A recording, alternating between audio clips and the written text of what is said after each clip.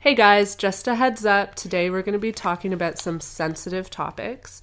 So if you have some triggers that relate to sexual assault, we're just giving you fair warning right now. You might want to skip out on this episode.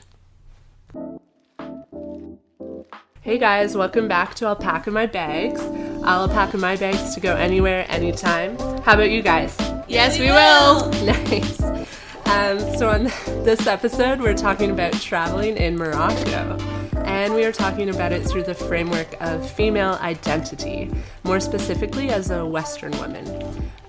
But before we get into the nitty-gritty, I want to introduce today's guest. Her name is Bella, and this is actually the first time we've met. Welcome. Thank you. I'm really excited to be here. Yeah, so we were brought together by our producer here, Katie, who knew that we had both been to Morocco and thought that we would have some things to say about it. And both know we're ardently feminist, which I think was probably a key contributing factor. Absolutely. So I wanted to start by prefacing this conversation with the fact that obviously traveling as a woman, especially a solo woman, is very different than traveling as a man. While traveling worldwide carries risks for all individuals, it's an unfortunate reality that some travelers are at greater safety risk. And this is often due to their gender identity, sexual identity, ethnicity, and other markers of identity. I thought we should share some of the things we've done to feel safe while traveling. And I want to share this because I think it's important to explain the things that women do while they're traveling to protect themselves. And sometimes it may come off as paranoid, but that still means something. It still means that we don't feel safe. So I'm going to go through the list here. Pepper spray. Have you ever traveled with pepper spray? I haven't, mainly more because of the level of work that it would take to go and find it than finding it efficient. Anywhere I travel, I always use carry-on only. So unfortunately, for things like bringing a Swiss Army knife to every single country or using pepper spray, which obviously is a liquid, you can't do it. But that being said, there was a couple times where I did buy a Swiss Army knife once I got to a country just to know that I had some type of weapon on me. Yep, same. So I've never used this, but I've actually read that there's now these keychains that have like blaring alarms that you can carry with you. And if you feel threatened, you can hit the button and it'll blare this alarm to draw attention to yourself. I thought that was a pretty cool tool for women to carry around while they're traveling. On the knife subject, I definitely carried a knife in India, mainly because I was afraid of the street dogs, because I felt like they were going to eat me. Getting attacked by dogs, getting attacked by men, you know. Can draw some similarities there. Sound traps in hotels. Have you ever done this? No. Okay. It's actually genius. I've been doing this mainly when I travel by myself, but you just find tools around the hotel room and you go to the door and you pile them up so that if the door opens, it makes sound. Oh, that's very smart. You know, I wish I had known that for a very specific hostel. It's stated in Morocco, so that's very topical. Yeah. I actually saw this hilarious thread online on this. I'm sure some of our listeners know this group. It's called Girls Love Travel. It's a really great Facebook group where just like women talk about their travels abroad. And this woman posted this hilarious album of photos of her different sound traps all over the world. And some of them were pretty comical. Fake wedding ring. Have you done it? I have not, and this is where my feminism gets the best of me, is that I refuse to use the trope of another man to get a man to respect me. Yes. And so even though I have definitely heard about people using it and people feeling safer or it being effective to get guys to go away, there's this side of me that's just like, I refuse, like, respect me. Like, I should be the one that you're listening to, not like the man you've never met on my ring finger. Yeah. Also, like, I'm not convinced it works. I've read really conflicting things on this. Like, some women have written in forums that it doesn't work. So, who knows? Fake boyfriend? Ever told someone you have one? I will more insinuate, again, because I'm like, oh, I can't just like, but I'll kind of like make it obvious that I'm with other people or like, you know, insinuate a group of males so that there's a certain level of intimidation. Yeah, totally. I definitely, like, on dance floors in Costa Rica would do that. Would just, like, search for the closest backpacker that was male and be like, yeah, he's my boyfriend.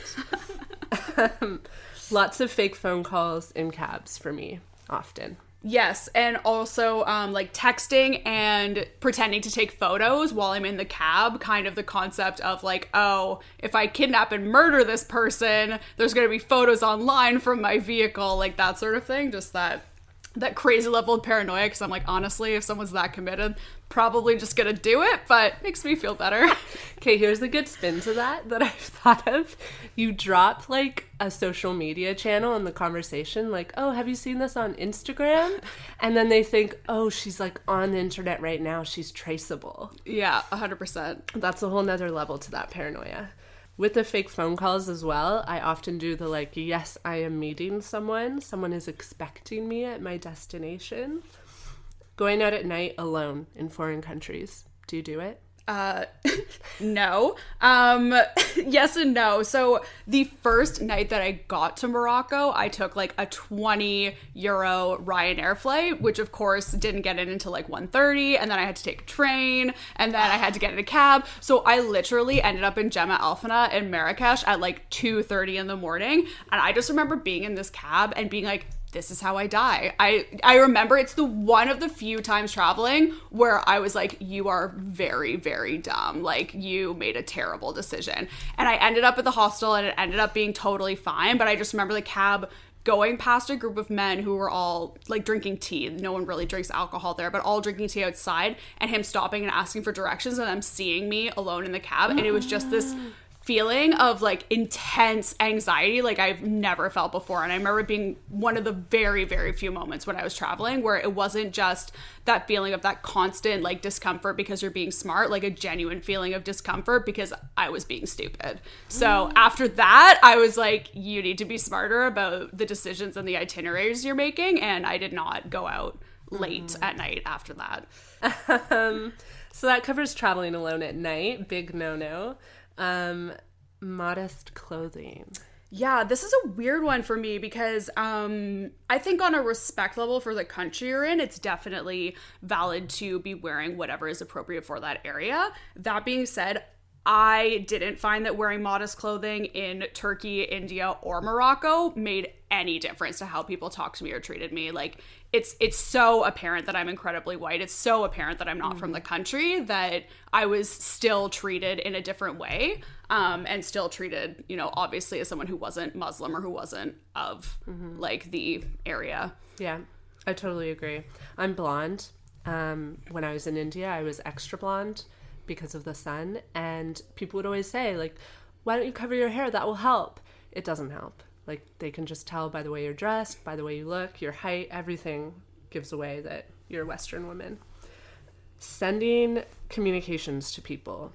Yes. So when I was away, I would do it over Facebook. I would just like, I had a couple different friends that I was in constant communication with more or less. And so I would tell them, you know, like, this is where I'm going. This is where I'm staying. I did in Morocco for hostels, but another thing, and this is a story for another day, is that I used Tinder a lot to couch surf when I was in Europe. And so that was my big one of being like, okay, like, if I die, this man is going down. And so I would send like information, pictures of the person, like his whole Tinder profile. But yes, I definitely aggressively use the location thing. And next time I go traveling, I would definitely use the Apple like iPhone location where you can send your location to friends so that people just always know where I'm at as soon as I sign into Wi-Fi. Yeah. Yeah, same. I always begrudgingly did it for my parents because they would be like, tell us the address of every place you're staying at, and I would do that. But nowadays, like, I guess, like, because I've matured, I've realized it's actually a really good thing to do. It's like when you're a little kid and you're so bitter that your parents make you wear your winter jacket and your snow pants, and then you're like, they were just looking out. I miss those days. Okay, this is a controversial one, and I know you'll feel controversial about it. Tacking onto groups of male travelers in hostels for your self-preservation. Yes. So this happened more just by happenstance than me making an active effort of it. Morocco was one of the only countries where I constantly had someone who was male that I was traveling with from each city. Looking back on it, I definitely don't regret it. I'm very, very happy that it happened because some of the most awkward and uncomfortable interactions I found were when you were traveling, because you're like on a bus, people know that you're all alone, that sort of thing. I could see it being very uncomfortable. And so I honestly would say that, like, if it makes you feel more comfortable, 100% do it. Like, it's about safety at the end of the day. And like I say with all of my things where I'm like, I'm just being like a vehement feminist, but I know that it's probably a detriment in the end. Like, you want to wear that wedding ring, boo, you do you. Well, and that's the thing, and I think we should emphasize that, like, it's all about what you need to do to make yourself feel safe and whatever you're comfortable with, because I've met lots of women who have, like, barely the degree of paranoia that I have when they travel, and, like, that's cool. If they're comfortable with that, then they're comfortable with that. I think it's all about, like, just doing what works for you.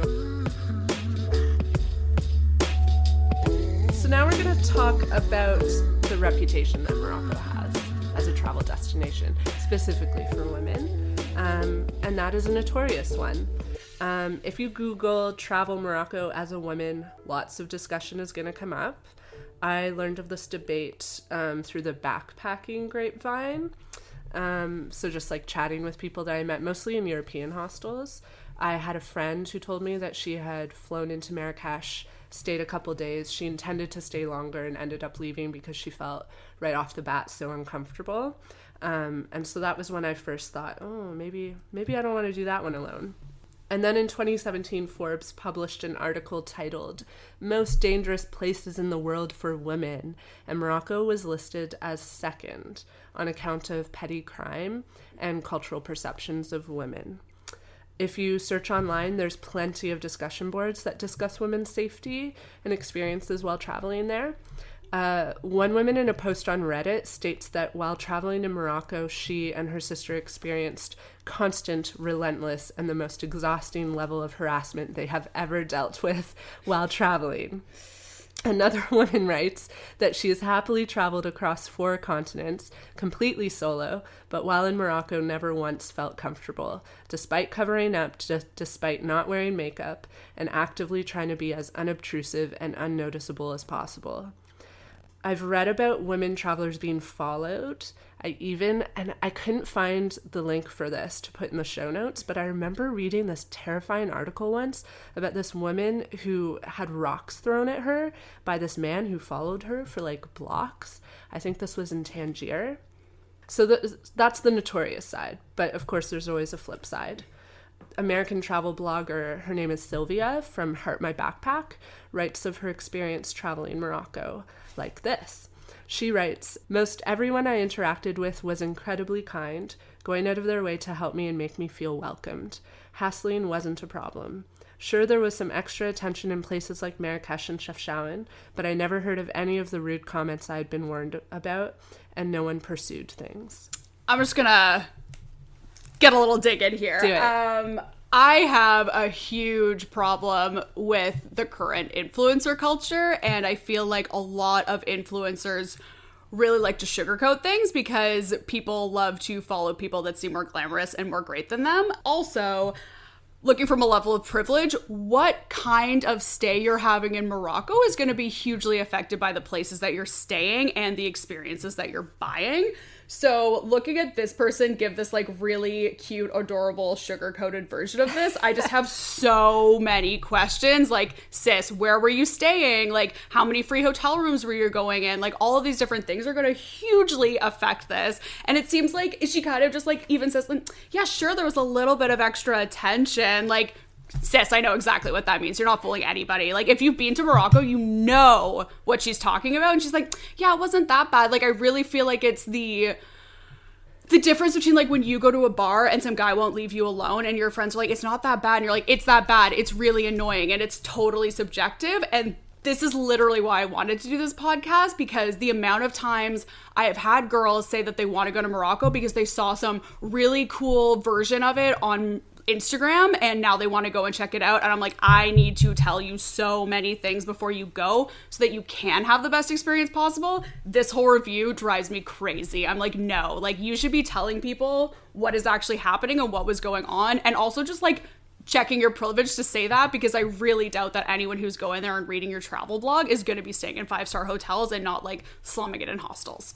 I would actually love to ask her what kind of trip she had. I also want to know how long she was there, because I have noticed discrepancy in experiences can be based on time, because I met people in Marrakesh who were there for like 3 days and claimed they were having the best experience. And I was like, I've been here for weeks and I'm not having the best experience because I've had time to notice these things that are happening around me. It's a lot easier to ignore harassment when you're still in the like day 1, day 2, day 3 experience of a new place. You're not tuned into those things in the same way. It's kind of like the honeymoon period of a trip.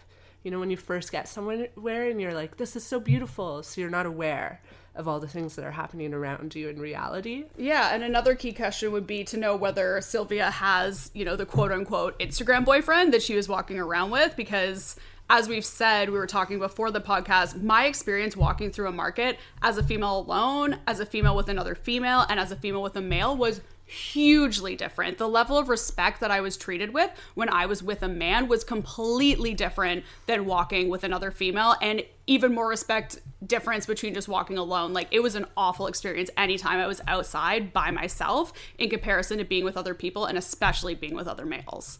Yeah, absolutely. And I've actually read that a lot of women hire private guides while they're in Morocco, so maybe this was the case for her, but she didn't say. Be interesting to ask her. Yeah, so I found similar accounts of women writing that yes, there was some harassment or none at all. Overall, they had a fantastic experience. But like anything, experiences will differ based on factors. So like it could be your perception of events or even your awareness of what is going on around you, but also factors of like how long you were in a certain location. Because like in my experience, Marrakesh was way, way worse than Chefchaouen. 100%. Chefchaouen was super chilled out. Down in the Sahara, like, no problems, very chill. I think for me, Marrakesh and Fez were the worst. I didn't go to Tangier, but I heard that Tangier was awful.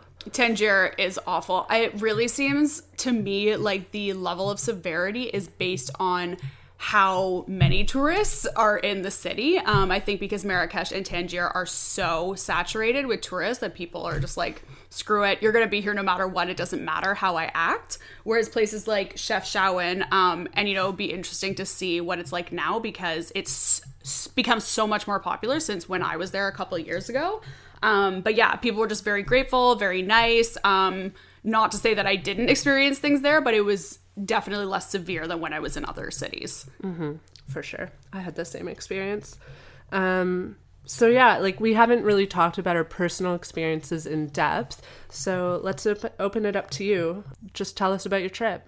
Yeah, so I was there for about 2 weeks, I want to say. Like I said, very grateful that I always had other males that I was traveling with, and it just happened to be the equivalent of Reading Week in Europe. So there was a lot of Americans and Canadians who were going to school in other places in European cities who were there in Morocco. So it was great in terms of meeting other people in hostels, really good in terms of that. But it was exhausting. I think people don't talk enough when they talk about traveling that backpacking is a great experience, but it's not a vacation. It's very exhausting going to other cities, traveling around, staying in hostels, you know, if you're traveling by yourself, meeting other people all the time. All of those elements are really exhausting. And while I 100% nothing I want to do more than encourage other people to travel, you also need to be real with people so that they aren't put off when they go to places. And so Morocco was a special kind of exhausting, specifically because you are dealing with that harassment. And I would say it's not even just females, it's a special kind for females. But if you're a male traveling to Morocco as well, you know, that constant hassling that as Westerners we're not used to in terms of like bartering culture, and their concept of marketing is basically yelling at you and screaming at you and doing anything to get your attention. And it is just touching relentless. That being said, yeah, I definitely had some really offside experiences that I wouldn't wish on anybody. I specifically remember being in Tangier and listening to the new Taylor Swift album, as you do when you're trying to ignore people, put the headphones on. And I was just like not trying to make eye contact with anybody. It was like my last day there. I was so over everything. And this guy literally physically stopping me in the streets and shaking me to get my attention. And then just being like, you should smile, beautiful. Like actually something out of like a 1960s novel. Like I was just like, what era are we in? Like I feel like we make the joke about you should smile, sweetie, so much, and you never really experience it on that level. And to have that actually happen was just so jarring and so off-putting and just really like borderline traumatic almost. Just that understanding of your concept of autonomy does not exist while you are in that country. It was very eye-opening. Yeah. That was probably one of the biggest ones for me while I was there. When I was in Chefchaouen, which is kind of the circle around, I do agree in that the overall it was a lot less aggressive. But so when I was there, I was traveling with about 3 or 4 different Australian guys, and we stayed at this hostel or hotel, I guess, that was €5 a night. Like couldn't do better. It was so cheap. And you obviously like you fill out your info and they scan your passport, whatever. And then the guy was like, oh, like I'll be sure to like, you know, keep in touch with all of you. And you don't think about it. It's just one of those like silly comments. And then he sent me like this entire email in extremely broken English about like how beautiful I am and how he'll always remember my smile and like, please like contact him and all of this stuff. And it was like, I didn't feel unsafe. I just felt extremely uncomfortable because it was just like this concept of someone feeling like that was an appropriate thing to do. Like literally take my personal information from a hotel directory and feel the need to send me like a creepy love note. Wait, did you receive the note while you were staying No, there? afterwards. He sent the whole thing to me. But it was one of those things where that, to your point about paranoia, I feel like women always deal with this concept of, you know, like, am I making too much of a thing of it or is it actually happening? And that's kind of how I felt when I was traveling with these Australian dudes, like really feeling like this guy was like getting a little bit too close to me or like all of these different things. And I was like, oh, just like brushing it off because I didn't want to make a thing of it. And then when I got this email, I was like, oh, okay, no, that was definitely something that was happening and definitely not cool. And to that point, I think that was one thing that I would say about Morocco is that I think that a lot of the time I didn't specifically feel unsafe. I just felt deeply, deeply uncomfortable. And depending on your level of trauma or triggers or whatever that is, like it might not be worth it for you because the level of discomfort that I felt there was so constant that in and of itself was just a lot to handle. And so even though I genuinely can't say to someone, I felt really unsafe when I was in Morocco because I didn't, minus that first night there in the alleyway at 2:30 in the morning. It was just deeply, deeply uncomfortable. And while I want to encourage women to travel and experience as many things as possible, sometimes it's not worth it. And sometimes it's just too much to put yourself out there for. And I think that is really the most important takeaway is that no matter what experience a country can offer you, your own comfort is the most important at the end of the day. Mm-hmm. And that's why I'm like, your description of your experience there as being exhausting is so perfect because that was my experience too. It wasn't that I felt like unsafe all the time. I just felt so uncomfortable. I was mentally exhausted. And another element of that for me personally, because I was surrounded by like male travelers the entire time, I felt like I constantly had to justify to them why I was uncomfortable. And I literally became angry because the men around me were having such a great time. And I was like, you just have no concept of how this is a completely different trip for me. They were like raving about how kind people were.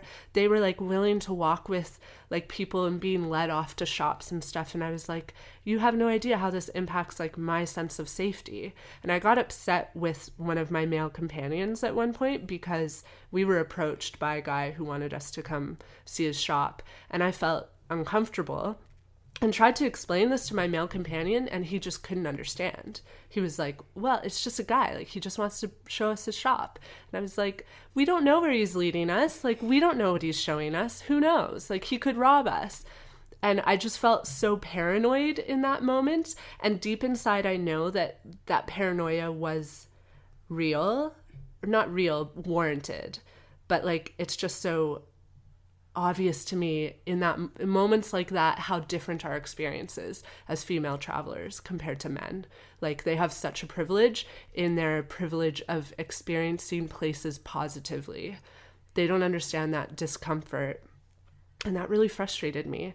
And on that whole trip, I was like, I would almost prefer to be traveling with women, because then I would have someone to vent to who would understand why I feel so exhausted and upset and unsafe.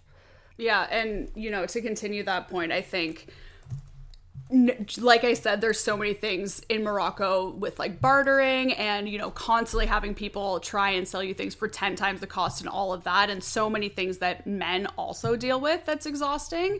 It's kind of funny that like men can't often realize like how much more it is for women, where it's like, okay, you're just like, they're just trying to take money from you. Like, I have a vagina. This is like a totally different experience in terms of the things that men are trying to get from me or shame me for all of the time while I'm here. It's really quite shocking that guys don't get often why you're like, I don't want to be here. This is uncomfortable. It's just so inherently obvious to us as women. So it is, it's ironic and maybe not funny, but interesting. Mm-hmm. Yeah, it was definitely my first real experience of culture shock. And it's interesting because I didn't realize that until after I left Morocco. Like while I was there, I was like, this is just shitty. I feel like a second-class citizen. But then I realized like my rights were stripped of me. Like my sense of self was stripped of me. I was just like something to be ogled at and harassed. And I had never experienced that kind of like change from the comfort of my home life. And like Canada isn't perfect, but like when you go to a place like Morocco, you really realize like I have it good. Yeah, comparatively. I really needed to decompress. It took me a long time to gain peace of mind, to like really look at the Morocco trip and see what I gained from it in terms of knowledge and peace of mind, and really understanding my privilege simply by birthright of living in Canada and so many different things. Another thing, I don't know if this is just a common myth that Moroccans believe or whether it is truly within their laws, but I remember being upset or making a comment or talking about something at the hostel, just talking about how men treat you in the streets and stuff. And I was like, I don't ever specifically feel unsafe, but I do often feel very, very uncomfortable. And this young female at the hostel told me, she's like, Moroccan men would never rape or kill a tourist because the fine or like the life sentence or whatever is much greater than if they were to do that to a Moroccan woman.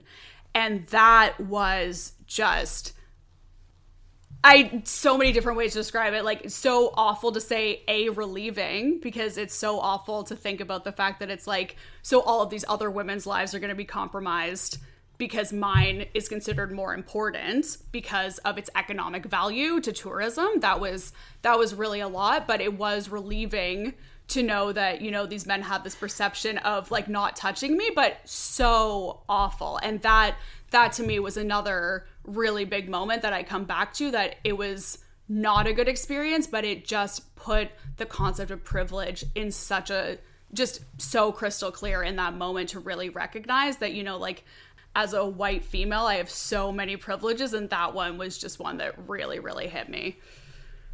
So that was my experience. I don't know if you have anything to add to that or any different ways that you felt while you were there in terms of your level of safety or level of feeling uncomfortable. I feel very conflicted about the Morocco trip because there were some incredible experiences that I had on that trip. Morocco was, I don't know why, I was just always obsessed with going there. I had this thing about the Sahara Desert. Like, I really wanted to visit the Sahara Desert. This was one of my like top bucket list life items, and I did that there, and the entire experience was incredible. But on the flip side, I had some very awful experiences, including like the worst experience of harassment I've ever had in a foreign country, actually like in my life, I would argue. And it's interesting because there's such contrast, like compared to what I had been doing earlier that day. I had broken off from the guys I was chilling with, and I went to a local hammam, which was for women only, and it was super, super local. I had like very carefully research this place. So it was like less than $1 to go in. And it was really interesting because you don't see women in the public sphere in Morocco. I'm sure you noticed that. 100%, like, yeah. They're just not out. You just don't see them. And so you go to the hammam and it's like a peek into this culture that like is not visible because it's the domestic sphere. And so I went in, like barely spoke French, obviously didn't speak Arabic. And these elderly like Moroccan women were helping me, showing me what to do, like dumping buckets of water on me. And it was just amazing. I loved it. I loved just like having a taste of that female culture in Morocco. And leaving, I felt great. And it was like 15-minute walk back to the hostel, all good. I popped my headphones in. I thought like, this will be fine. I'm just going to ignore all the whistles on the way home because I was feeling great. To get to the hostel, I had to go through a series of alleyways, as is normal in Marrakesh. Took out the headphones, started walking through, didn't see anyone, and thought, okay, I'm in the clear, it's safe. And I'll note, like, it was midday. This was like 2 p.m. I walked past a young man who I think was probably 14 or 15, very young, teenager. And I turned a corner, and you know when you can sense someone behind you? I instantly felt it, and I felt him grab my arm, and he asked me for money, to which I said no, and then he asked me again for money, and I said no, and next thing I knew, he had pushed me up against a wall and was like aggressively groping me up against this wall. No one in this alleyway, I was completely alone, and I started screaming until some people came out of a nearby apartment and he ran away. I guess because that would be a big fine if he was caught. So awful. And I was a mess. Like, and this happened literally like a meter away from the front door of the hostel. And I went into the hostel and was bawling, like completely destroyed. And the staff were just like, oh, you'll be okay. Like, just no recognition. Oh my God. Like, and I told them, I was like, you need to warn the women that are staying in this hostel, like, this kid is around. And they just wouldn't have it. You never felt acknowledged. Like, I didn't have a voice there. I'm really thankful that the men that were in that hostel let me talk about it because I needed to talk about what had happened because it was very traumatic and stressful. And in the end, like, they gave me a sense of security. I think, like, if those people hadn't been around me, I probably would have left. And this was, like, day 2 of the trip. It was very early in. Early on, just totally tainting the entire thing. Yeah, to your point, there was a lot of great people that I met in Morocco. I definitely don't want to paint the brush that, you know, I felt this from every single person, but you did feel it so strongly when it happened, and that was that intense feeling of hatred towards you because you were Western, like, and, you know, obviously presenting as white and living in Canada, I've never had to deal with that, and it is so jarring, just that deep, intense feeling of hatred that you would receive from people, like having people spit at you or call you a whore or just so many different awful things. And, you know, I said before about like the whiteness of it, but while I don't want to discredit white privilege, I definitely know there was other people I was staying in the hostel with who were Black. I remember there being a Black girl that I went out with a couple of times. You know, I wouldn't say that it was any less for her going out because it was so obvious that she was American. And she was, you know, a Black girl with short hair and kind of just like doing her own thing, looked a little bit more edgy. And you could definitely also feel that hatred of someone who was Black and being a woman in her own way, was also receiving that level of hatred and that level of discomfort because of that. It was definitely an experience that I wouldn't give up for anything because it was so eye-opening, but at the same time, I do not wish on anybody. So no. Yeah. And that particular event, the thing that was the most infuriating for me was the fact that this was a child. Like, a child felt that he had the right to do that to me. A child is more human than I am. Because he's male. Yeah.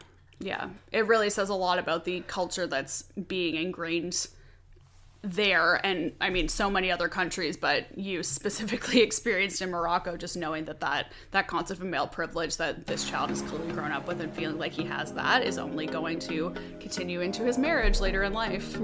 Yeah, lovely. Well, I think, okay. So you were going to tell us about like cases in which this could be a learning experience. Like, is there a reason to go to Morocco? Like, if you want to check your own privilege, yes, go to Morocco. Yeah, you put it really well earlier today. Tell us about it. Yeah, I think for me, anytime I go somewhere and go and travel, I think the concept of going somewhere and, you know, living like a local is totally non-existent. I think that people are totally kidding themselves if they think that they're going anywhere and not getting the tourist experience. But that being said, I do try and go and definitely try to experience things as authentically as I possibly can to really understand the culture. And, you know, for Morocco, it's kind of the opposite. You know, I went there and you're never going to experience that. It's just so obvious that you're not from there. And that in and of itself really, I think, was the takeaway for me, was really recognizing like how privileged I am to be able to travel anywhere, understanding a culture that is so different from Canada's and all the privileges that I'm given living in this country. And, you know, that isn't to negate from all of the great places that I also went in Morocco. It's definitely an extremely beautiful country. The food is amazing. All of the markets are so beautiful. Like, they're not photoshopping places that aren't real when you see it on Instagram. It might have a great filter on it, but it is truly that beautiful when you go there. You just really, really need to be warned. And I think decide whether or not the level of triggers and the level of discomfort that's there is right for you. I think too often people go to places and it's like, I spent all this money, that it has to be the best experience ever, and I have to tell everyone it was great, and I have to find the silver lining. But you know what? Like, sometimes it just sucks, and that is the takeaway. That is what it is. And so I think, honestly, for me, Morocco was a lot of that, was like finding the silver linings through it. But it might not be for everybody. And I think that really is something important for women to think about before going. Absolutely. I think you're entirely right in people needing to I think a big part of it is asking yourself why you're going there. What is it you want to get out of Morocco? Is it just to like take some sweet Instagram photos? If that's the case, you might want to protect yourself, like do a more luxurious trip, go on a tour, hire a guide. There are ways to do it that will insulate you from these experiences. But if you're more like an intrepid backpacker, you might want to consider these things. And so to finish, we want to talk about some things that we think you can do to keep yourself safe in Morocco. And this is like specifically for Morocco. So first, obviously, dress modestly. We did say that this doesn't always help, but I think it's better to err on the side of respecting a culture, and that is the cultural norm there. Avoid going out after dark, especially in empty alleyways. What are some ideas you have? I would definitely say, what would I say? This is a really good question. I did buy a knife when I was in Morocco, so that also was helpful. And in comparison to other places where I might have sought out more of the authentic non-tourist experience, in Morocco, I definitely just kind of stuck to the main roads and stuck to what was being offered to me. I think I recognize that no matter how much you want to get that real experience, sometimes the real experience in a country is not the one you want as a female. So yeah, I did the same. Some little tips I picked up while I was there was to avoid eye contact with men. And definitely never reveal that you're alone. I was also taught at one point the Arabic word for shame. And basically I learned, like, if you're groped or someone is following you, touching you, assaulting you, you have to make a scene. And they tell you to yell Hashuma. I don't actually know if that's how you say it anymore, because this was a while back. But if you're listening and you want to use this word, it's spelt Hshoma. If you Google it, the internet will tell you how to pronounce that.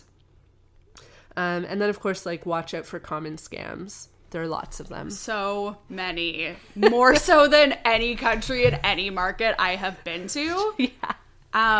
Especially, this isn't so much about safety, but just getting scammed. So many women there with henna pens who will come up to you and just grab your arm and not let go. And as soon as they have any bit of henna on you, will demand money. If you take a photo of anything, or anybody who is an entertainer, they are doing that specifically to charge people money for photos. I think that's really important because a lot of people don't realize that.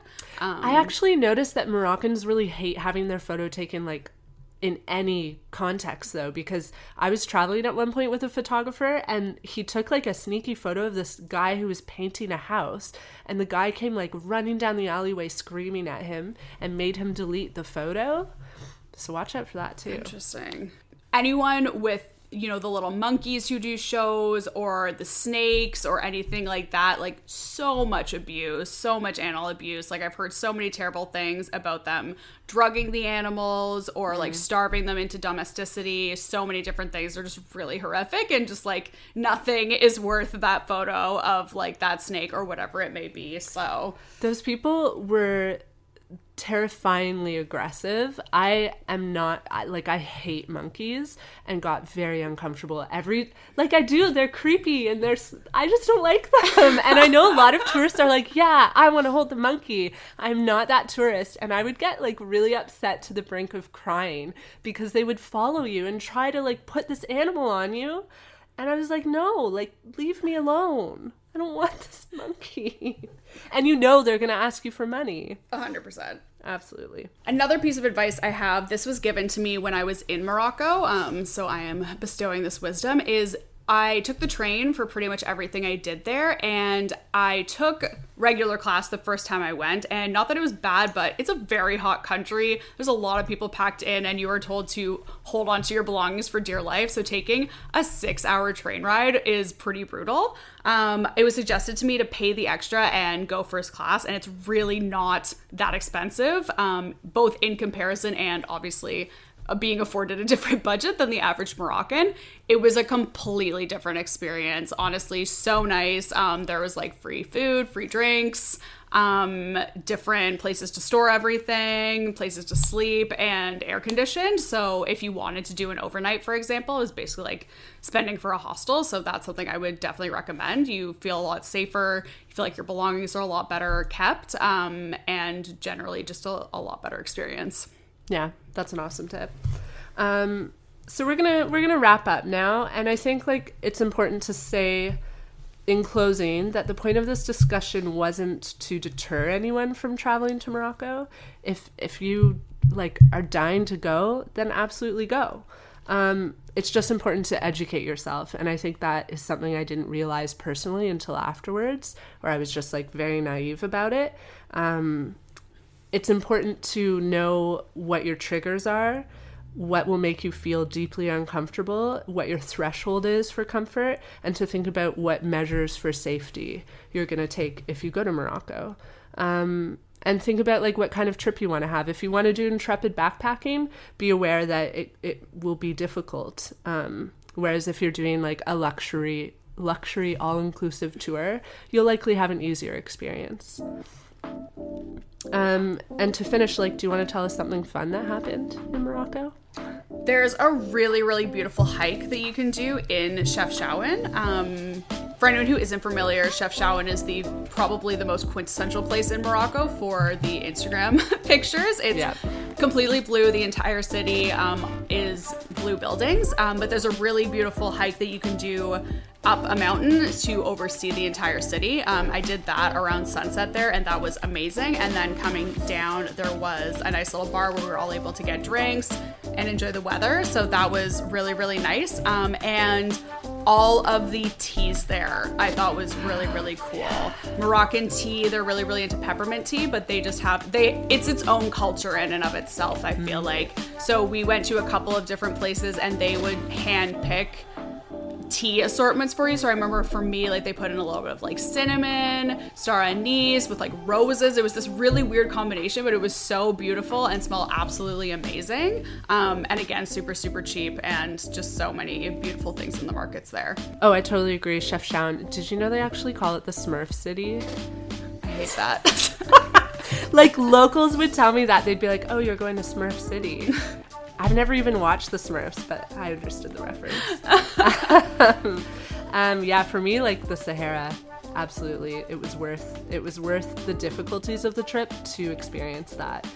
I admittedly have a thing for deserts and like visit deserts all over the world. So if you're not a desert person, maybe you can pass. But for me, the Sahara was like truly a magical experience. And to agree with what you were talking about earlier, I cannot stress enough that if you are a female going to Morocco, you need to go to Hammam. They're amazing. Yes. They're such a different level of spa culture and just such a good experience. And again, what you were talking about, going in and seeing all the women, you know, take off their burqas, see their faces, see what they were wearing, and just experiencing that little bit of private culture was just really, really like beautiful almost, just seeing all these women and the way that they were interacting in a totally different way that you don't get to see outside. Yeah, it's really their social sphere. Well, yeah, so that's it for episode 2 of Alpaca My Bags. A huge thank you to Bella for joining me on this episode. Another huge shout out to our producer, Katie. She's the one who makes this sound so professional and pretty. If you want to read a bit about my trip to Morocco, you can check out my site, which is www.pinatravels.ca. I've written a long piece about visiting the Sahara Desert, and I'm actually going to turn this podcast into a piece as well so that you can reference it in print online. And of course, if you like what you're hearing, please subscribe. If you've got comments or feedback, definitely get in touch. We are on Instagram, and you can email us. The email is hello@alpacamybags.ca. Thanks for coming on, Bella. Do you have anything you want to share in closing? No, this was really fun. Actually, I do my blogging on my own. So I write a sex blog called forwhenshewakes.ca, but probably the easiest way to keep up with it is to follow my Instagram, which is Bella Black & Co. So you can know whenever I put out fun things about sexy time. Ooh, that's it for now. Hope you all get to alpaca your bags sometime soon.